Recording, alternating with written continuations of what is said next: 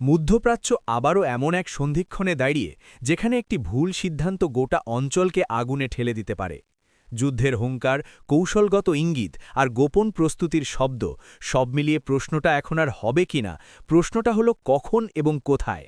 যদি ইরান সরাসরি আক্রান্ত হয় তাহলে তাদের প্রথম পাল্টা আঘাত কোথায় পড়বে, এই প্রশ্নটাই এখন ঘুরছে বিশ্ব নিরাপত্তা বিশ্লেষকদের মাথায়। বিশ্লেষকদের মতে ইরানের প্রথম ও প্রধান লক্ষ্যবস্তু হবে ইসরায়েল। মধ্যপ্রাচ্যে থাকা মার্কিন ঘাঁটি বা রণতরীর পরিবর্তে তেহরানের সামরিক ও রাজনৈতিক নেতৃত্ব ইসরায়েলকেই বেছে নিতে পারে সরাসরি আঘাতের জন্য। কারণ ইরানের দৃষ্টিতে ইসরায়েল শুধু একটি রাষ্ট্র নয়, বরং যুক্তরাষ্ট্রের সবচেয়ে ঘনিষ্ঠ ও কৌশলগত মিত্র। ইসরায়েলে আঘাত হানার মাধ্যমে একসাথে সামরিক ক্ষতি, রাজনৈতিক চাপ এবং মনস্তাত্ত্বিক ধাক্কা দেওয়াই হতে পারে তাদের মূল লক্ষ্য। ইসরায়েলি নিরাপত্তা বিশ্লেষক ড্যানি সিট্রিনভিচ সতর্ক করে জানিয়েছেন, ইরানের হাতে এমন কিছু সামরিক সক্ষমতা থাকতে পারে যা তারা এখনও প্রকাশ্যে ব্যবহার করেনি। তার মতে এগুলো কোনো অলৌকিক বা কল্পবিজ্ঞানধর্মী অস্ত্র নয়, বরং উন্নত মিসাইল প্রযুক্তি, দীর্ঘপাল্লার ড্রোন এবং সমন্বিত আক্রমণ কৌশলের এমন ব্যবহার যা আগে দেখা যায়নি। এই কারণেই সম্ভাব্য আঘাতটি হতে পারে অকল্পনীয়, এর সময়, মাত্রা এবং কৌশল সম্পূর্ণ অপ্রত্যাশিত হতে পারে। যুক্তরাষ্ট্রের প্রতিও ইরানের বার্তা বেশ স্পষ্ট।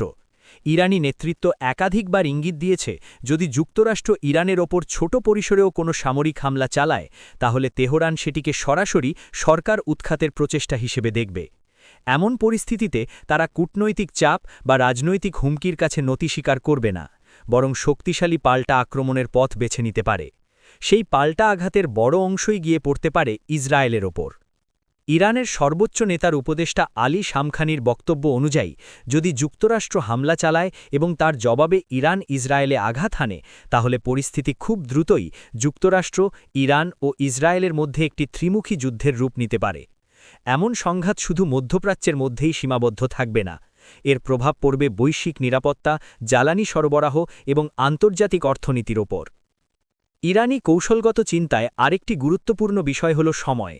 ইরানিরা বিশ্বাস করে তারা দীর্ঘস্থায়ী যুদ্ধ সহ্য করার সক্ষমতা রাখে। তাদের মতে যুদ্ধ যত দীর্ঘ হবে, যুক্তরাষ্ট্রের ওপর রাজনৈতিক ও অর্থনৈতিক চাপ তত বাড়বে। এই চাপ একসময় এমন জায়গায় পৌঁছতে পারে যেখানে যুদ্ধ চালিয়ে যাওয়ার চেয়ে থামিয়ে দেওয়াই হয়ে উঠবে সবচেয়ে বাস্তবসম্মত সিদ্ধান্ত। সব মিলিয়ে বলা যায়, এখনও যুদ্ধ শুরু হয়নি, কিন্তু যে ভাষা, প্রস্তুতি আর কৌশলগত বার্তা সামনে আসছে তা স্পষ্ট ইঙ্গিত দিচ্ছে মধ্যপ্রাচ্য এখন এক অত্যন্ত বিপজ্জনক ও সংবেদনশীল অবস্থার মধ্যে দিয়ে যাচ্ছে। ভবিষ্যৎ কী হবে সেটা সময়ই বলবে, কিন্তু এই মুহূর্তে বিশ্ব তাকিয়ে আছে পরবর্তী পদক্ষেপের অপেক্ষায়।